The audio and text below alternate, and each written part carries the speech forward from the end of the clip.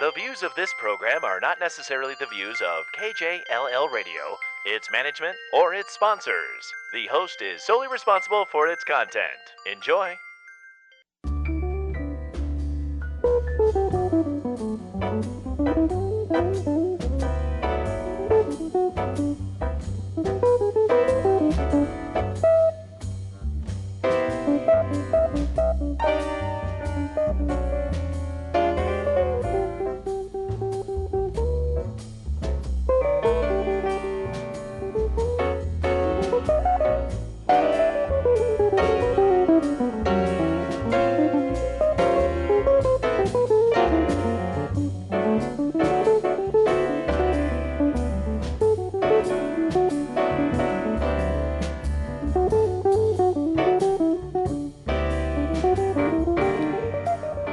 On a mission from Woody Shaw, Sonship, and Billy Higgins to make sure that a piece of our cultural heritage is cemented and legacied.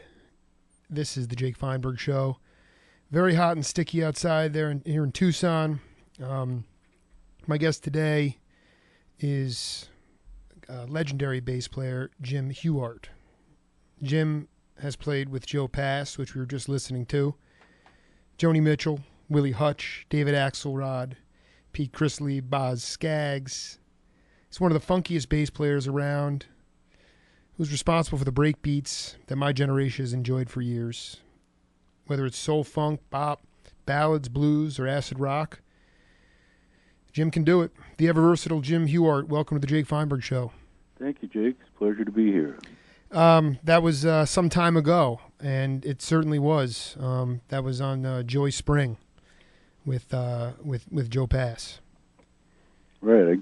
I didn't hear that much of it, but it did sound familiar. Yeah, it was. That was to me was a huge step in my evolution and understanding of West Coast jazz. At the time, I was under the impression that you were playing the upright bass, but you were playing the electric bass. Well, I've played a lot of each. When I first got to Los Angeles, well, first of all, I grew up in Minneapolis and came here in 1964. And for all intents and purposes, I came here courtesy of Ella Fitzgerald. I had begun to work with her, and while I was with her, I bought a house here on the advice of a friend, whether I intended to use it or not. He said, do it. It's a good investment. He was right. Can I ask you a question? What did you put down as a job on the application? The application for the house? Yeah, I mean, Don Menza told me one time that you could barely even get a credit card or rent an apartment if you put musician. You had to put composer or something like that. Well, I put musician. Okay, you got approved. Good. Yeah, it didn't seem to be any great problem. Good. Maybe it's had something to do with who I was working with. Oh, with Ella. Yeah. Oh, okay, right. Yeah, okay. Keep going there. Yeah, she was definitely one of a kind, and to have any affiliation with her would be an advantage in any situation. Can you talk a little bit about the qualities, the qualities that people would not know that made her such a special leader? Well, she was an unusual combination of things. First of all, she was recognized worldwide as probably the best jazz singer there was. And in spite of that, and I think she knew that, but she was quite insecure on stage, and I could never figure out how that could be. But she was. She's also intuitive about music. She didn't have to hear things very long before she grasped them and digested them thoroughly. What we would call a natural. Ella was definitely a natural, and had this gorgeous voice that didn't begin to even deteriorate until right towards the end of her singing days. So that's another blessing, I guess you could say. Incredibly caring and generous woman who was tremendously good to me and my family when I joined her, and afterwards as well. How did you guys get linked up to begin with? You moved out there and she had heard of you? How did that work? No, I had gotten to know Ray Brown when I was still living in Minneapolis, and I had known him for, I don't know, 3, 4, 5 years, I guess, by the time this happened. But just before this happened, I graduated from the University of Minnesota in 1959, and the ink wasn't even dry on my diploma when I got drafted into the Army, and spent about 2.5 years in the Army. And by then I had already established a friendship with Ray, and he had heard me play, so he kind of knew what I was up to. And when I was in the Army, I played in the 7th Army Symphony Orchestra, and he knew that, so that probably gave him confidence that he really knew that I was a capable bass player. Sure. So about 6 months after I got out of the Army was when I got the call from Ella's office, and they said that Ray had recommended me. And there's a kind of an extended story about that too, but suffice to say that a recommendation by Ray Brown is golden. You can't get any better than that. Well, I mean, the other thing, Jim, I have to talk to you about this from a sociological standpoint, is that musicians guard their territory fiercely today. You can't if somebody has a gig, if they don't want to lose it because the industry has changed so much. Absolutely. And then you had Ray Brown. Here you have Ray Brown, just a legend, and what a selfless act to say, you know what, I've had such a blessed life, I've lived such a good life, it'll continue to be great, and I want to make sure more people are happy too, and I know Jim's a great bass player, so I'm going to recommend him for that job. That is astounding. Well, it is, and you can imagine how that felt to me, because I had been kind of off the beaten path in Minneapolis, even though I had some opportunities to play with some pretty good jazz players like Warren Marsh and Nat Adderley and Johnny Smith. Quite a long list of people that came into a club I was working there. I had some experience with playing first-line players. What was the major? There was two things you just said there that I wanted to hit on. I had to go back. You play with Johnny Smith. Yes, the names that I just rattled off were people who were hired by a jazz club in Minneapolis, which was at the time was really kind of the only real jazz club there. And I was in the house trio, and the boss brought in individual artists, well-known people, and that was how I got to play with Johnny. And I had been there long enough so that he had come back for his second visit there.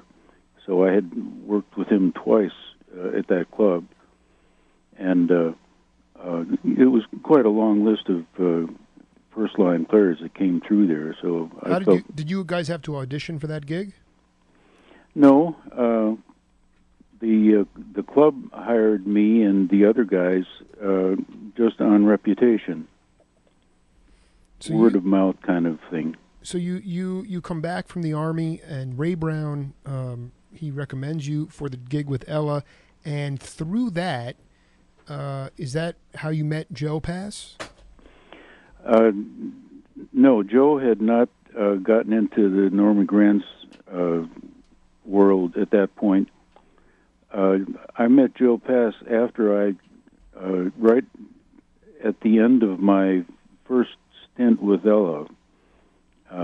My son was getting to the point where we decided we shouldn't be carrying him around on the road anymore. Let him have a stable life. Right. So I, with great regret, left Ella's tour and started to try to establish myself here. And one of the first calls I got was from Shelly Manne, who had the club here called Shelly's Manhole. And he called me and asked if this was the bass player who'd been with Ella Fitzgerald. And I said, yes. Right. Yes, it is. That's who I am. And so he asked me if I would sub for Monty Budwig on his band at the club. Sure. And I said, yeah, I think I can manage that. And so I did. And coincidentally, Joe Pass happened to be in the club. He wasn't playing, but he was in the club. And when he heard me play, he came over to me and said, I'm working here next week. Will you work with me? And I said, well, yeah, I think I can manage that. Unbelievable. How did, and you had heard him, this, like I said, it was this huge album, this Joy Spring, but what had you heard him on, prior to that musically? Well, I heard him on the radio, and I'm not exactly sure which albums I was listening to, but there was one called Catch Me, and there was another one. Absolutely. That he did with Gerald Wilson's band. Really? Where he was featured on at least one song. And I just with that little bit of exposure to Joe's playing, I thought, well, yeah, this is a guy I definitely would love to play with. And darned if it didn't happen. Jim, I'm going to ask you, because I always tend to do this, I veer away from the stuff that, because I have so much on my mind, but I really wanted you to talk about, if you could, Joe, all we have, Joe left us way too soon. And all that my friends and I have of him are these amazing pictures and the soundscapes. But could you talk about him fundamentally as a person? What made him if you want to call him the leader? What made him a good leader, and what made him what made the band so comfortable to be around him? Well, one of the things that made him comfortable is that he wasn't the leader. I mean, yes, he was, but he didn't act like a leader. He was like one of us, and it was always that way. And when we worked in clubs, he took the same salary that we were getting, even though from time to time I would argue with him and say, Joe, you're the guy that got us here, and you're the one that has to deal with the club owners and everything. You should be getting extra money for that. And he said, nah, just I won't take the same money as you guys get. So that, of course, endears anyone to the sideman.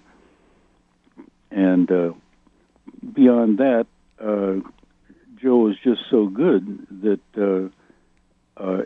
even though he didn't act like a leader, the people that he had to deal with, club owners and record company owners and that kind of thing, treated him like the leader, the star that he really was. So through the selflessness, they actually treated him like a true artist. Yes. Wow, that's a great concept. I mean, where is that concept now, and how did we get so far away from that? I wish I knew, but it's really disappointing. All at the same time, I feel very lucky to have been around during the period when that was commonplace, and feel very sad to have watched it disappear. Me too. I mean, even though I was not even a thought in my parents' mind when Joy Spring was put out. I am. It's one reason I want to color this mural, Jim. I don't want things to go unturned. I don't want any stones to go unturned. I want to learn about. I mean, you're still hanging tough, but I want to know about those other guys. The leaders who were accompanists too. I mean, it was just like a team. I mean, it was just like turning a double play in baseball, or everybody played a role. If it was hit to the third baseman, you had to throw it to the second baseman, you throw it to the first baseman. And everybody had a shared interest, and there was no mistrust. I mean, there was, and I just feel that part of it has to do with, obviously cost of living is much more expensive, but the idea of creating and being an artist as a career form in our country anymore is not popular, does not exist. Well, yes, in a manner of speaking, I think that is true. But by the same token, the people in the business who are aspiring to be stars have taken on a different attitude too, that they're stars, and don't you forget it. And especially keep in mind that you're the sideman and I am the star. And it doesn't seem to matter what the instrument is. I mean, I know of some bass players who have taken on that attitude, and it flies in the face of everything that those of us who have been around for a while learned and practiced, which is music, especially jazz, is a team game. And that's the only effective way to approach it. You have to be together. You have to zero in on each other. You have to listen intently to what each other is playing. And a lot of these younger players either don't know about that, or they choose not to observe it. I wanted to ask you because I talked to several different guys, and they all have. And I was curious about you. The idea that did you practice a lot, or was your idea of practicing going when you were younger? I mean, in your teens, would you play by yourself, or would you go to the clubs and that's how you kept your chops? It was just by playing live. Well, there was equal portions, I guess. When I first started, I did practice quite a bit at home because, I came from a family of musicians, a family of professional musicians, and I didn't want to get out there and embarrass my family. I wanted to represent them very well, so I tried to prepare myself as well as I could before I went out and started letting people hear me. But once I got to that point, the balance of what I did shifted a little bit, so that I was spending a little less time practicing at home and more time playing out with people I had come to know, or also spending a lot of time listening to people, because you can learn an awful lot if you just listen to it. Yeah, I listened to a lot of records, of course, too, and gained a whole bunch of information just from listening to other people play. It's just I was trying to make the compare. What I was trying to get at was the younger generation now of musicians do a lot more playing in isolation than they do live, because the accessibility and the venues don't exist the way they did in your formative years, whereas you would go out and play with people and become comfortable expressing yourself around people more often than not in a live setting.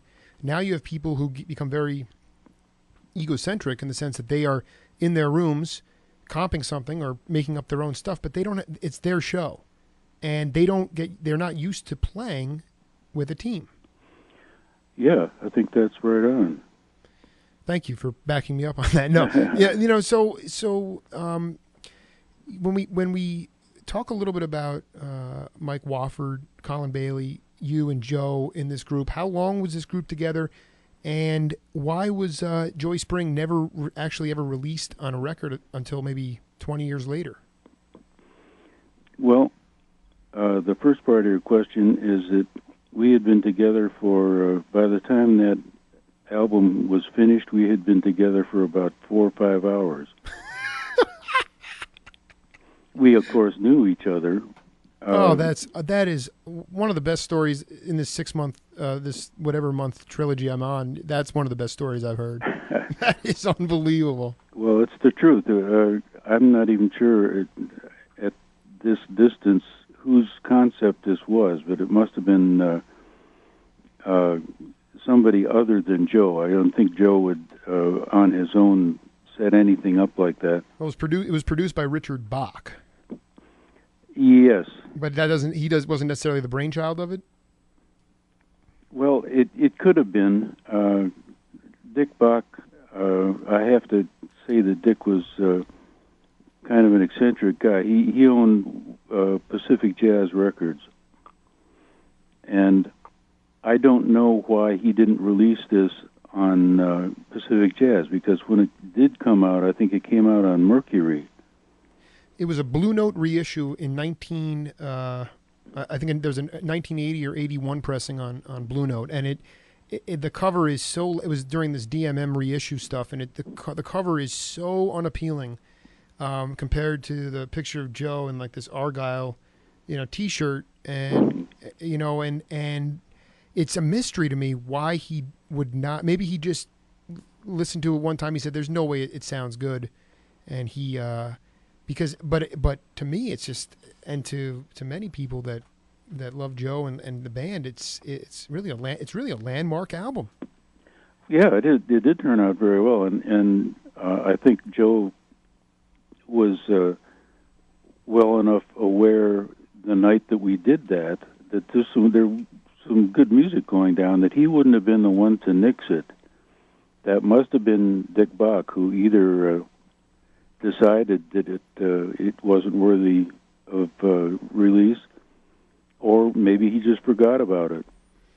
We got a couple minutes before we go to a hard break here, Jim. It's just great to have you on. I just wanted to close this segment talking about Dante's, the club itself. You were did you play a lot there? I mean, I have live recordings. They released a whole bunch of Joe Pass live stuff from Dante's that you were on. But did you frequent that place quite a bit? Yeah, I did when it first opened up as a jazz club. That was one of the places where I was helping to earn my living there, and later on, it got to be a place that I used for therapy, because I got deeply involved in recording studios, and that's such a different way of playing that it just felt good to get out and go to Dante's, or any place else for that matter, but Dante's was the most accessible, and just play, just to clear your mind a little bit, clear your mind of all of the stuff that you had done for several days in a row, which wasn't necessarily bad, but it was just very structured, and it felt good to play something that wasn't particularly structured. Exactly, it was therapeutic, and I think those are the types of places that we are that we're lacking. The venues that people can kind of get all that crap out of their head from the week that just was. Yeah, and just hang out. That was a great hang for people who were not playing at all that night. They would just go over to hang out there. We're talking to Jim Hughart. Jim, just hang tight. We're going to go to a bottom of the hour news break, and we'll come back. Okay? Okay.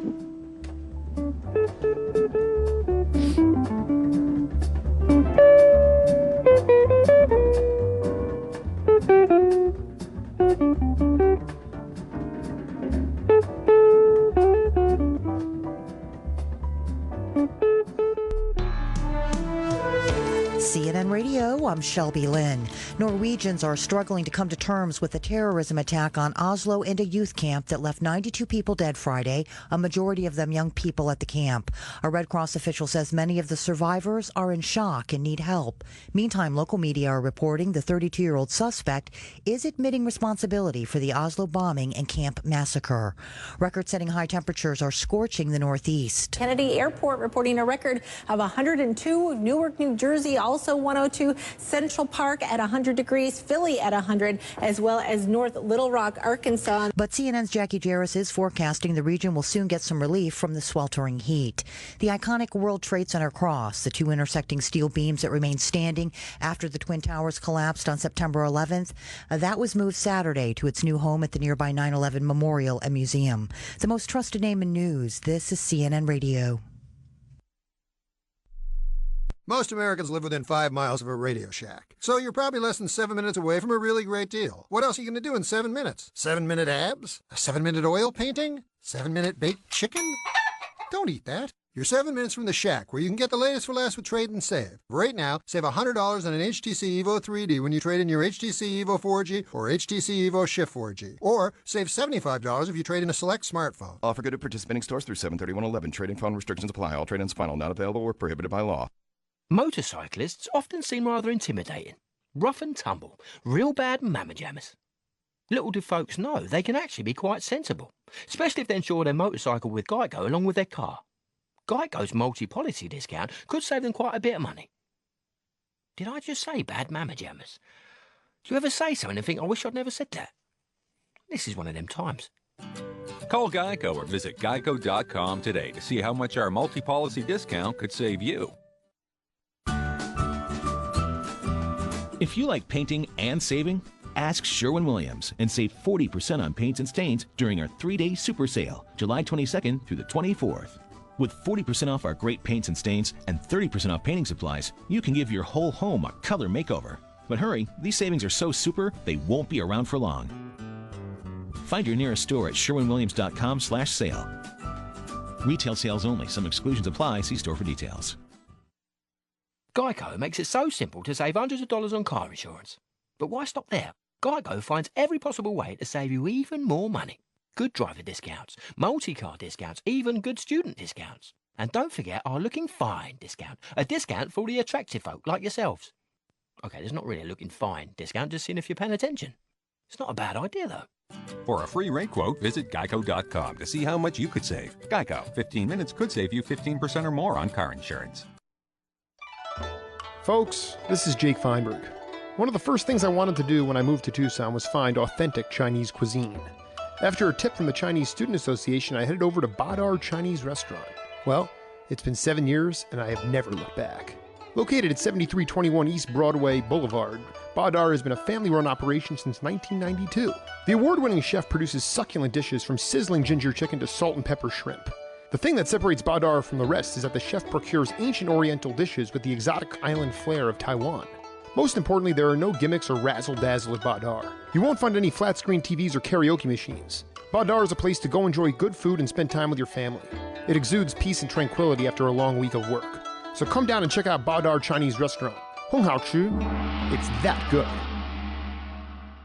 When Coffee Times first opened, many wondered how this standalone coffee hut could survive among the beasts of Java lore. But some 10 years later, the answer is a resounding yes. Located at 3401 East Speedway Boulevard, Coffee Times specializes in many different drinks from mocha fraps to lattes to my personal favorite, the Ice Power Coffee. The best part about Coffee Times is their convenient two-way drive-thru, lunch menu, and supreme service. Not to mention their weekly special. So next time you're in the area, head over to Coffee Times on Speedway between Alvernon and Country Club. It will definitely kickstart your day. Folks, this is Jake Feinberg. Being a father, I know there is nothing more important than your child's health. And nobody is more dedicated to children's health in Southern Arizona than Dwayne Dyson. Dr. Dyson is Tucson's finest pediatrician and has devoted much of his professional career to improving the lives of children. Located at 4530 East Camp Fort Lowell, Dr. Dyson's resume speaks for itself. After doing his undergraduate work at Cal Berkeley, his schooling took him to Morehouse School of Medicine, where he mentored young adolescents about the need for pediatric physicians in Atlanta, and worked extensively with infants at the Texas Children's Hospital. The special thing about Dr. Dyson is that while his in-house care is exceptional, he also prepares families about what to expect once they leave the office. Dr. Dyson provides comprehensive and honest analysis for all of his patients. Dr. Dyson and his family live and work in Tucson because he knows how vibrant and diverse the community is. He is committed to procuring a robust family health center that can instill trust and alleviate the concerns of parents. Like I said, his resume speaks for itself. For more information, check out DysonPediatrics.com. Folks, this is Jake Feinberg. Every Friday night I get takeout from Bai Tong Restaurant, which serves Tucson's most authentic Thai cuisine. Pad Thais, fresh vegetables, and spicy Penang curry are my personal favorites, but every meal is sumptuous and cooked to order. Located at 4853 East Speedway Boulevard, Bai Tong serves compelling and affordable lunch specials as well as a full dinner menu. Bai Tong has ingratiated itself with the community by providing a peaceful environment to enjoy a meal with friends and family. Open weekdays for lunch 11 to 3, 5 to 9:30 for dinner Sunday to Thursday, until 10 on Friday and Saturday. So come down to Bai Tong Restaurant at 4853 East Speedway Boulevard to experience a taste of Thailand.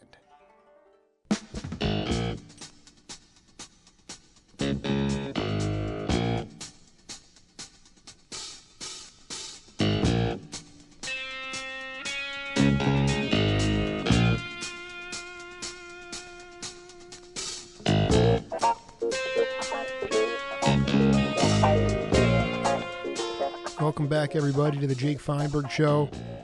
Joined today by legendary session bass player Jim Hughart. Jim, welcome back. Thank you, Jake. Pleasure to be here. You know, we're going to get into the funky 70s, but before we do, you know, we can talk all day, but it doesn't really do justice without hearing some of Jim's bass playing. And Jim, I wanted to play you another piece off Joy Spring, a couple minutes, and then come back and we'll talk about it, okay? Okay.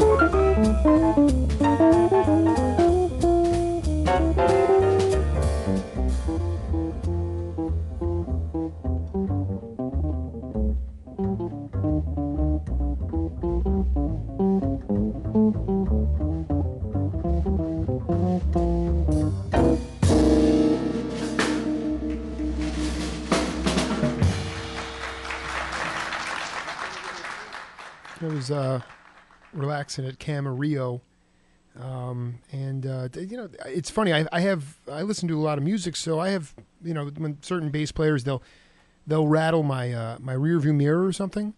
That track I was listening to today, it was rattling the inside of my car, like the doors, the rib cage of my car was like shattered. It was like just rattling. To me, it's interesting because even though you guys, it was like spontaneous, it doesn't sound. It just sounded like you guys were in the pocket. Well, that's our job, you know. It was a good combination of people. That always helps.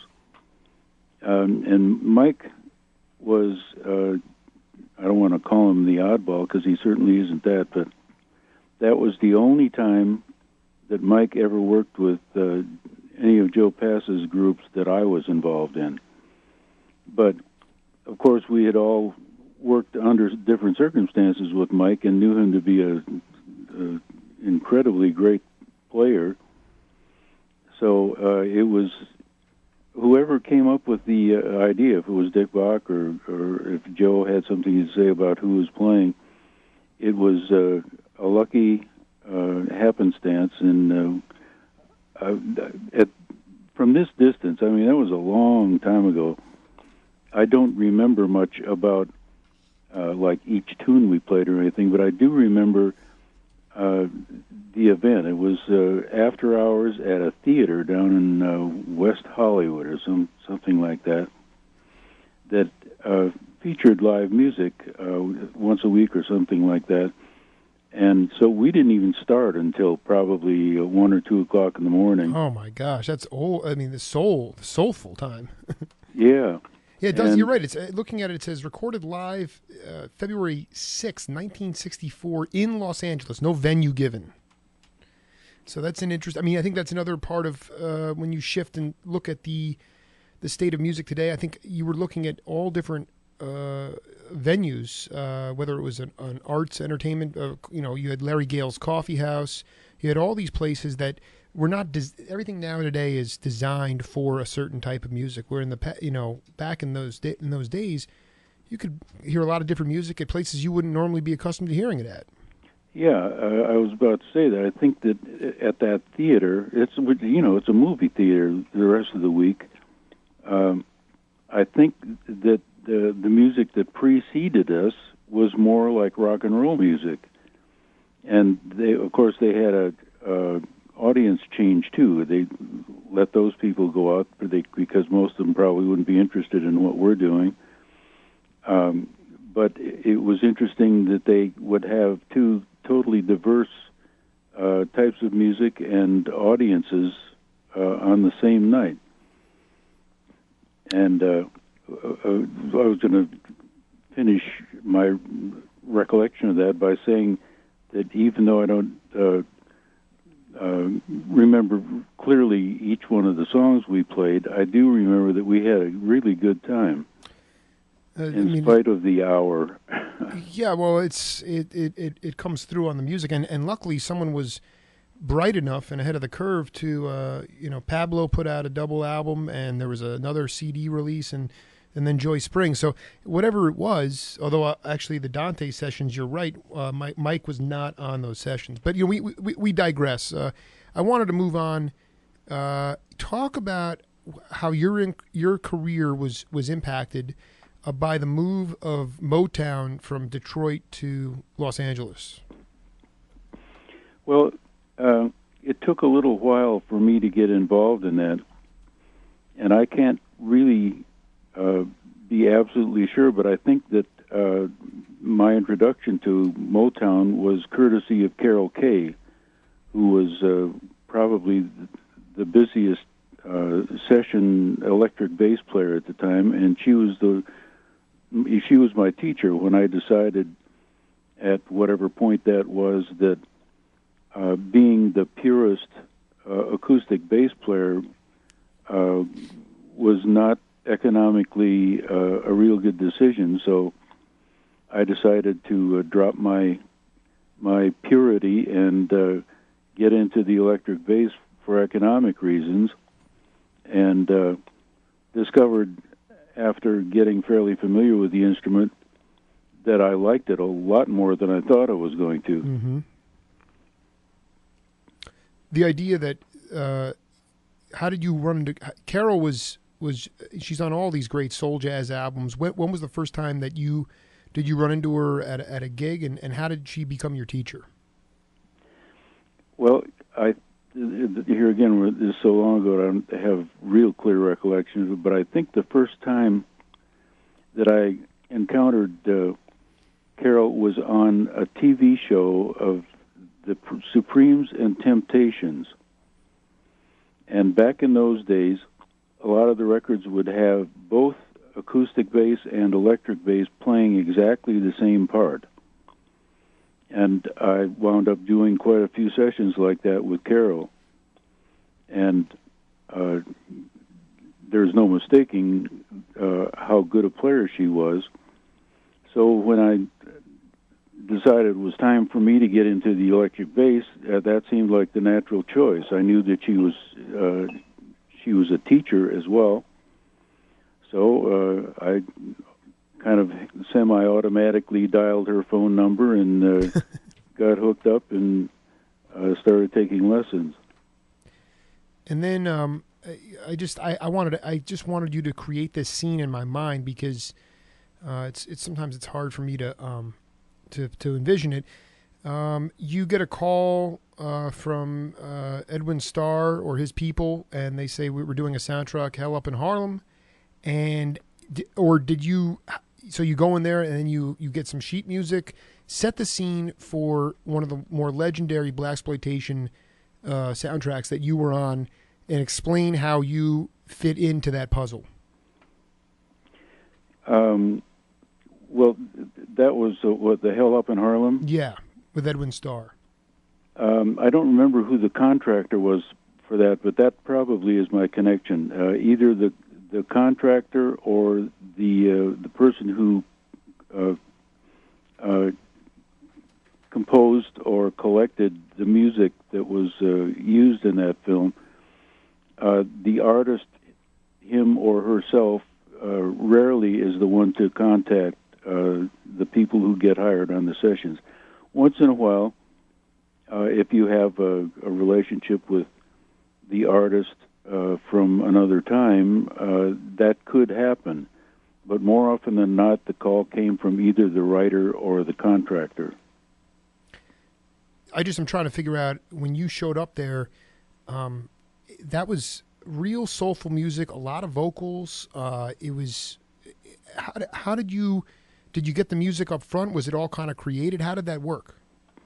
Well, you hardly ever get the music up front. You walk in the door and there's a music stand with your book on it, and you open it up and start playing. There's no such thing as a formal rehearsal. You run a song down a few times and you start recording it.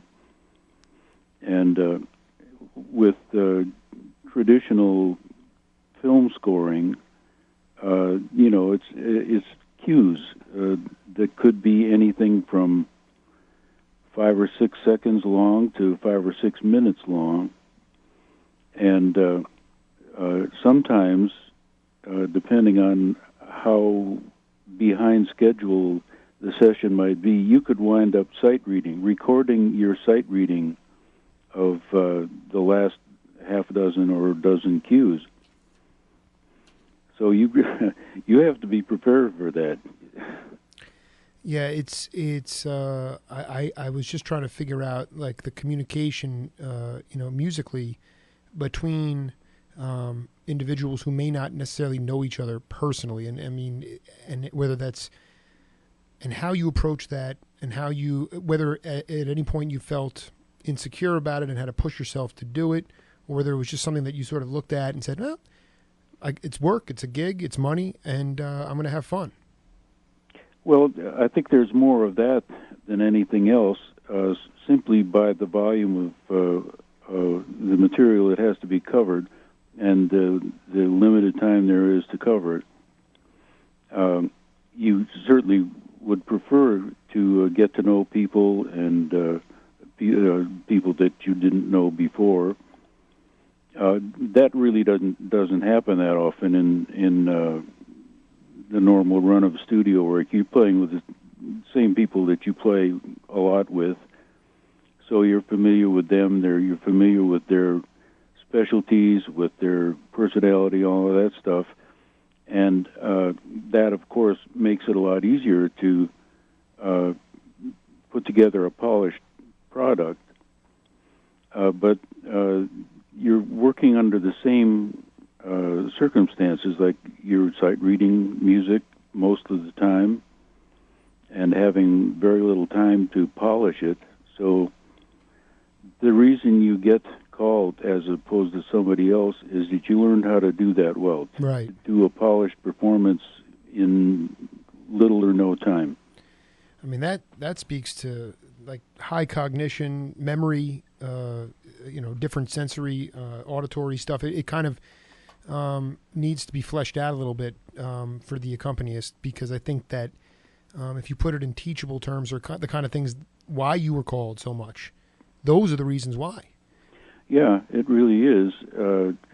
There's kind of an ongoing dispute, I guess, between. No, it's not. I was going to say between two different factions, and it's really not between them, but it's the faction of people who think of themselves as qualified to do that work that don't get called, or don't get called very much. And those of us who have been in it for a good long time recognize that there's always a reason why somebody doesn't get called, and it might not even be musical. It might be someone who can really play wonderfully, but there's something else that isn't quite right for that kind of work, like different kinds of behavior. For instance, you like people to be concerned about the quality of the end product, but not to the point where they're jumping up and running into the control booth on every playback and cluttering up the booth and saying stuff that nobody wants to hear. Yeah, just shut up and play, you know? Yeah, get out of the booth. It's crowded in here. Yeah, it's too hot. I have to ask you, I saw Pete Chrisley with Emil Richards' band at the Santa Monica airport last week, and it brought me back to thinking about, I was curious as to when I know you did a lot of work with Chuck Domenico and Chuck Berghofer, and I was wondering how quickly you met, or how did you meet Emil Richards and those guys, Dave Mackay? Did you guys, was that a link that was one of the first people you met up with when you were out there? Emil came a little later, and actually Dave came at about the same time, and I think it may have been when Don Ellis had his Hindustani jazz quintet plus two, or whatever he called it. All the odd time signature stuff. Yeah. And both Emil and Dave were in that group, and that may have been my first experience with them. And that was another thing that took place at Shelley's Manhole. We worked down there. I think each time we worked, that's where it was. Yeah, well, it was a thriving venue. But I remember seeing something you were talking about. People would genuinely look out for each other, and if you were in a pinch, if kids needed to be babysat or whatever it was, I mean, families were there to pick up the slack, and you were like a small family, and we've become a lot more isolated as people now, and that kind of sense of community and the idea, it's the Ray Brown mentality that just it's kind of not here. Yeah. Or instead of answering that question, talk about that time, about people picking up the slack and how you worked really as you guys were all brothers and looked out for each other. Yeah, and a lot of that came from the fact that we were all so busy. I mean, it was not uncommon to have a session in the morning, another one in the afternoon, another one in the evening, wow, and maybe even one like midnight and later. And even though, because we're doing that so often, we had quite a bit of stamina, there's a point at which your spring starts to run down a little bit. And that's when that camaraderie really shows up. Like, if you're on a break at a midnight session and you're kind of losing it, somebody will come up and rub your back or do something ridiculously funny or something to get you going again. Right. And you could count on that. Yeah, it was like the merry prankster kind of stuff. Yeah. And it was just a way to sort of reinvigorate and say, guys, let's just we're all here because we love it and we're tired, but let's keep going. We're here in our remaining moments here with Jim Hughart. I do want to ask you this album Apogee that was you were on with Lou Levy and Pete Chrisley in 1978. It was produced by Donald Dan. With Steely Dan, exactly. Yeah. And I really was hoping you could talk a little bit about how tell the audience how they worked as producers of that album. How Becker and Fagan work? Yeah, I mean, you can just tell. I mean, I don't know. They chose such heady musicians for it, but I was wondering how they worked that session, because ultimately they weren't playing on it, but they were involved. Well, they're both interested in jazz and had probably had some minor episodes of that in their lives, but obviously their bread and butter was something not quite jazz, although there was some definite jazz influences in it. How that all came about, I think, was through Pete Chrisley, who had played on Deacon Blues, which was a big song for them. And Pete was featured, and also the lyrics in it sound almost like it could have been written about him. Can you explain why? I read that, but I didn't understand why. I wish I could remember the words verbatim. Yeah. But he learned how to work a saxophone. I can't remember. Crimson Tide? Yeah, that didn't really have anything to do with Pete, but the last line of it is died behind the wheel, and thank God that. No, yeah, but still, we know that hasn't. Yeah, it hasn't happened. But Pete owns and operates drag racers. He never drove them. He had his brother-in-law for a while, and now he has all three of his sons are doing the driving now. But he's still deeply into drag racing.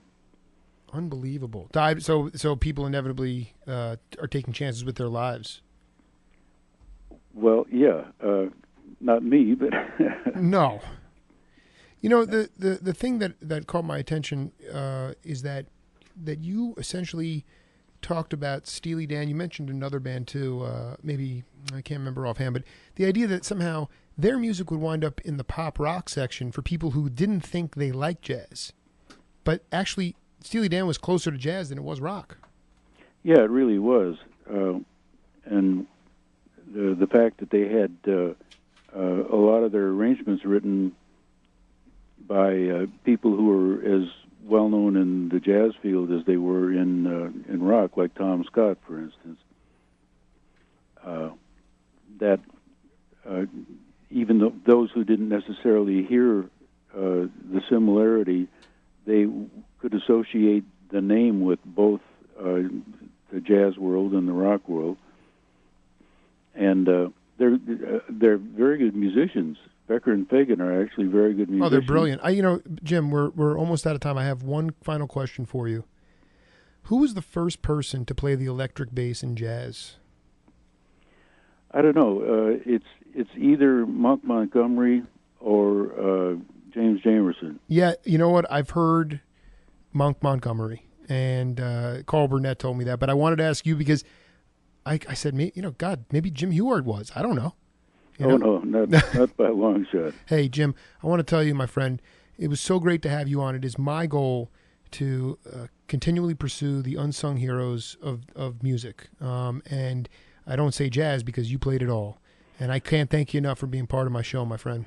Well, it's my pleasure, and I'll turn the compliment around on you and say that all of those of us who are in this business are grateful for people like you who take enough interest to not only play the music, but talk to the people who make it.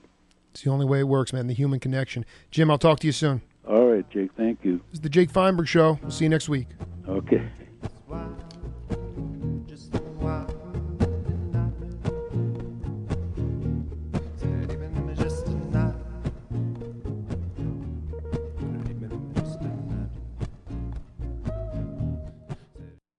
KJLL, South Tucson.